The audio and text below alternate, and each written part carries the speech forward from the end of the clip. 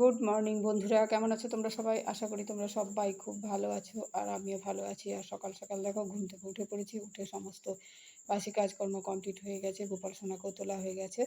এখন আমি আর চা খাওয়া হয়ে গেছে। এখন আমি চলে এসেছি ঘরগুলো একটু ঠিকঠাক করবো সেই জন্য। তো দেখো রাত্রিবেলাতে এসি চলে, তো সেই জন্য ঘরটা বেশ ঠান্ডা থাকে। সেই জন্য সকালবেলাতে আমি জানলাগুলো খুলি না, একটু দেরি করেই খুলি। তাহলে বেশ অনেকক্ষণ ঘরটা ঠান্ডা থাকে। আর তো এখন দেখো সমস্ত কাজকর্ম কমপ্লিট করে চলে এসেছি। তো সেই জন্য এখন আমি বিছানাটা একটুখানি ঝেড়ে নিচ্ছি। আর এই তো বালিশ টালিশগুলো আর এই কম্বলটা আমি গায়ে দিই, যেহেতু এসি চলে রাত্রিবেলা বেশ ঠান্ডা লাগে। তো সেই জন্য তো বিছানাগুলোকে এখন ঠিকঠাক করে নিচ্ছি, করে নিয়ে আজকে তো হচ্ছে রবিবার, হাজব্যান্ড গেছে বাজারে। আর সেই ফাঁকে আমি ভাবছি যে ঘর দোরগুলোকে একটু ঠিকঠাক করে পরিষ্কার টরিষ্কার করে নিই। আর সকালবেলা তো ঘুম থেকে উঠেই বাসি কাজ টাজগুলো হয়ে গেছে। প্রথমে প্যাসেজটা ঝাড় দিয়েছি, ডাইনিং ঝাড় দিয়েছি, দিয়ে দরজায় জল দিয়ে তারপরে আগে আমি বাসি কাপড়ে বাসনটা ধুয়ে নিয়েছি। বাসনটা ধুয়ে টুয়ে নিয়ে তারপরে মুখ হাত পা ধুয়ে বাথরুমে গিয়ে ড্রেস ট্রেস চেঞ্জ করে এসে গোপাল সোনাকেও তুলে দিয়েছি। স্নান টান করিয়ে একদম ভোগ দিয়ে দিয়েছি সকালে। দিয়ে তো এখন দেখো এই কাজগুলো করতে এসেছি। আর কালকে এই শাড়িগুলোতে সব কলপ করেছিলাম, তো সেইগুলোকেই একটু মানে গুছিয়ে রাখছি। এগুলোকে পরে একটা ব্যাগটাকের মধ্যে ভরে রাখবো। এগুলো টুকটাক দোকান বাজার গেলে একটু মানে বাড়িতে এগুলো ব্যবহার করি আর কি। তো সেই জন্য এই শাড়িগুলোকে একটা কভারের মধ্যে ভরে রাখবো, নাহলে কিন্তু ভীষণ ধুলো পড়ে। কেচে রেখেছি, তো এগুলোকে তুলবো। তো এখন আপাতত বিছানার উপরেই থাক, পরে জায়গা মতো রেখে দেবো। আর এবারে একটুখানি হয়ে গেল সব কাজ, তা আলনাটাও একটুখানি গুছিয়ে নিই। মোটামুটি আমার গোছানোই থাকে, তো তারপরে যেগুলো একটু এদিক ওদিক হয়ে যায় তো সেইগুলোকে একটু ঠিকঠাক করে নিই। নিয়ে আজকে আর ঝাড়াঝাড়ি বিশেষ কিছু করব না, হয়ে গেল। খালি ঘরগুলো একটুখানি ঝাড় দিয়ে নেবো। আর কয়েকটা জামা কাপড় যেগুলো রাখা ছিল সেগুলো সব ভাঁজ করে এখানে আমি রেখে দিলাম। আর এখন আমি ঘরটাকে ভালো করে ঝাড় দিয়ে নেবো।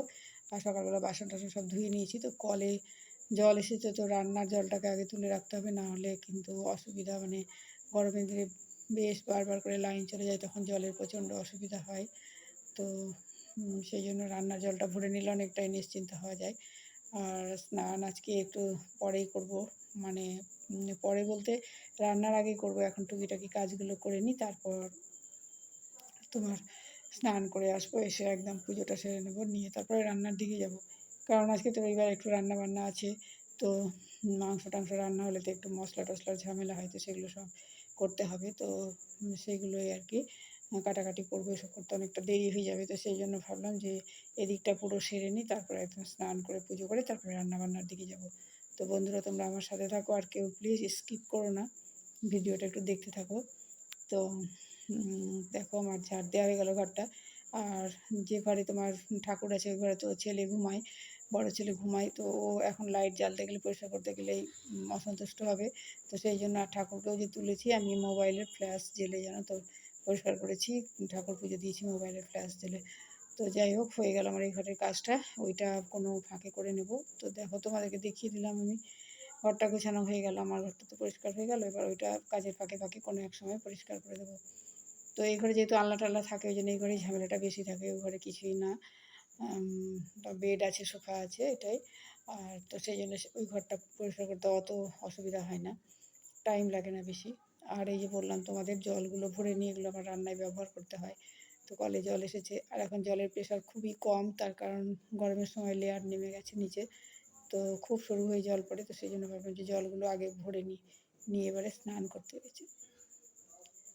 তো দেখো এবার আমি চলে আসলাম, স্নান টান করে পুজো করে নিলাম ঠাকুরের। তো আজকে বাতাসা আর মানে বাতাসা দিয়ে ভোগ দিয়েছি সব ঠাকুরকে। তো এটা করে নিলাম। তো অনেকটা মানে সবথেকে বড় কাজটা হয়ে গেল বলতে পারো। স্নান পুজোটা হচ্ছে সবথেকে বড় কাজ, এটা না হলে কিন্তু একদমই ভালো লাগে না। তো করে নিলাম। তো চলো এবারে যাব রান্নাঘরে। তো বন্ধুরা দেখো চলে এসেছি এখন রান্নাঘরে। তো এখন আমি শাক রান্না করব। কী শাক যেন,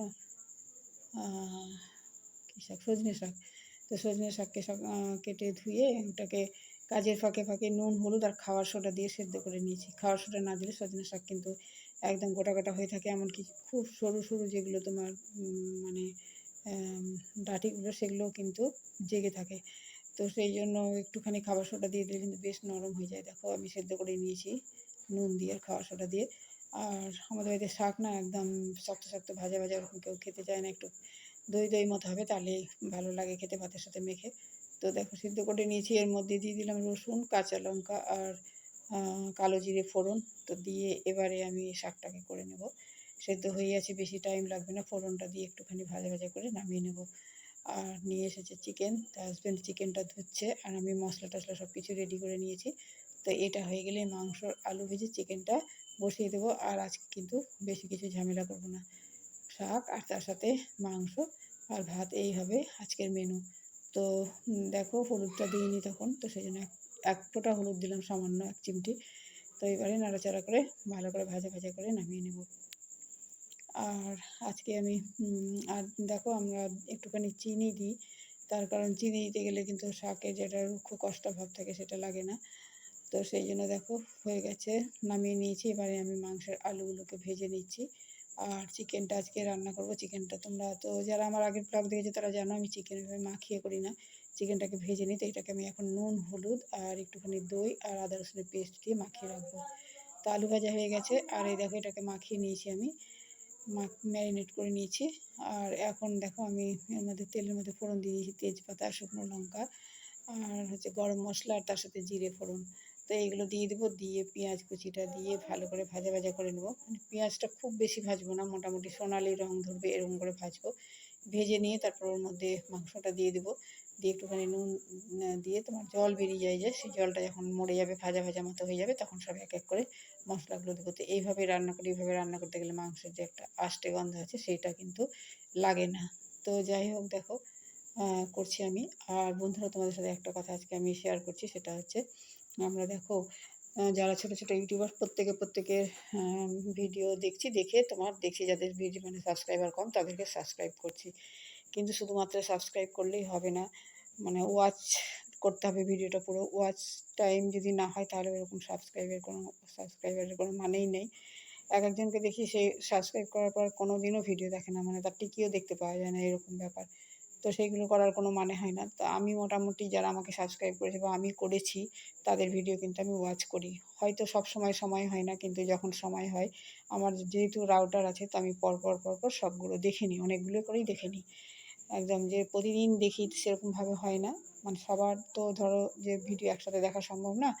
তো কয়দিন একজনের দেখলাম, তারপরে কয়দিন আরেকজনের দেখলাম, এইভাবে দিই। অনেকে হয়তো ভাবে যে আমার ভিডিও দেখে না, কিন্তু তা না, আমি কিন্তু দেখি। আর দেখলে যেহেতু আমার রাউটার আছে আমি কিন্তু পুরোটাই ওয়াচ করি। এরকমও হয় কতদিন ভিডিও চালিয়ে দিই, দিয়ে একটু দেখলাম, দেখে রান্না করতে করতে আমি শুনি, চোখে না দেখলে শুনি ভিডিওটা, দেখি ওয়াচ টাইমটা যাতে হয়। কিন্তু আমার ভিডিওতে আমি অনেককে দেখেছি ধরো যে ভিডিওটা পাবলিশ করলাম তার কিছুক্ষণ পরেই দেখলাম যে কমেন্ট করে দিয়েছে, কিন্তু পুরো ভিডিওটা কিছুই দেখে না, কয়েক সেকেন্ডও দেখে না, এরকম ব্যাপার। তো যেহেতু আমার ছোটো চ্যানেল তো বুঝতে পারি, ওয়াচ টাইমটা মানে চেক করি, তো দেখি যে না কোনো ওয়াচ টাইমই নেই, ওয়াচই করে না, একটা কমেন্ট করে দিয়ে চলে যায়। তো এই ধরনের এগুলো করে কিন্তু কোনো কিছুই হয় না, ফালতু।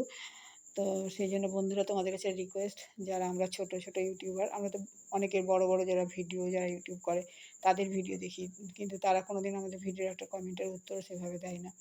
তো সেই জন্য আমরা সবাই যাতে মানে একটু হলেও এগোতে পারি, তার জন্য কিন্তু চালাকি না করে সবাই সবাইকে সহযোগিতা করা উচিত, তাহলেই কিন্তু আমরা এগিয়ে যেতে পারবো। তো সবাই বন্ধুরা সবার কাছে রিকোয়েস্ট, সবাই সবার ভিডিওটা দেখো কিন্তু, আমরা সবাই সবার ভিডিও দেখব, তাহলেই আমাদের ওয়াচ টাইম বাড়বে। আর ওয়াচ টাইম না বাড়লে শুধুমাত্র সাবস্ক্রাইব নিয়ে কোনোই লাভ নেই। তো যাই হোক তোমাদেরকে এইটুকুটা বললাম, তোমরা খারাপভাবে নিও না, আমি আমার কথাও বলছি।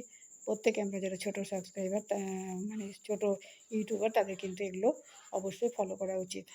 তো দেখো কথা বলতে বলতে আমি মাংসটা এখন কষছি। তো তোমরা বন্ধুরা কেউ কিছু মনে করো না, খারাপ ভেবো না, এটা আমি সবার ভালোর জন্যই বললাম।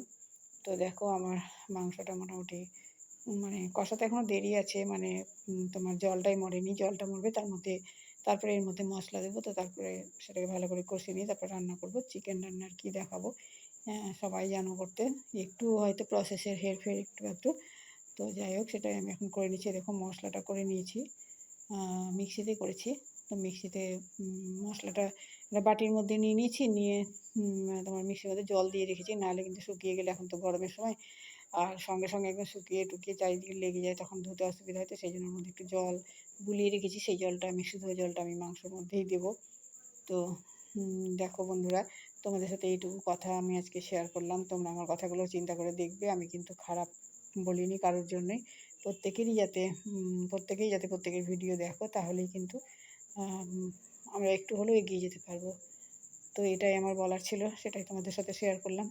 আর আজকে রান্না বলতে তোমার এই আলুগুলো দিয়ে দিলাম, কারণ মাংসটা কষবো তো। আর চিকেন কিন্তু কষতে কষতে মোটামুটি সেদ্ধ হয়ে যায়, আলুগুলো তখন সেদ্ধ হতে চায় না। তো সেই জন্য যখন চিকেনটা একটুখানি ভাজা ভাজা করে নিই, মশলা দেওয়ার সময় আমি আলুটাও দিয়ে মশলা আলু চিকেন সব একসাথে কষিয়ে জল দিয়ে দিই। তো দেখো মিক্সি ধোয়া যে জলটা তোমাদের বললাম যে সেটা এখন দিয়ে দিচ্ছি। তাহলে মিক্সিটা এখনই আমি ধুয়ে নেবো আর কি। সঙ্গে সঙ্গে ধুয়ে নিলে অত অসুবিধা হয় না, পরে নাহলে একদম কামড়ে ধরে যায় মশলা টশলা সব। সেটাই তো এখন দেখো এইভাবে আমি রান্নাটা করছি। তো হয়ে গেল মোটামুটি। একটুখানি স্যালাড কাটবো, তো স্যালাডটা পরে কাটবো। আর নুন একটুখানি মাখিয়ে রেখেছিলাম। আমি একবারে নুন দিই না, বারবার একটু একটু করে নুন দিই। একবারে ঠিক আমার একটু করেই দিই, মানে একবারে বেশি করে দিয়ে দিলে যদি বেশি হয়ে যায়, কম হলে পারা যায়, কিন্তু বেশি হলে খুব অসুবিধা হয়। আর আমি, তোমরা তো জানোই আমি গরম জল ব্যবহার করি। তো এই বাটিটাতে আমি গরম জল করে রেখেছি। মানে ভাত যখন বসিয়েছিলাম তখনই আমি গরম জলটা করে নিয়েছিলাম। তো দেখো বন্ধুরা, রেডি হয়ে গেছে আমার চিকেন। কেমন লাগলো দেখো, কেমন হয়েছে। তো এরকমই গায়ে মাখা মাখা করে নামাবো, একটু গ্রেভি গ্রেভি।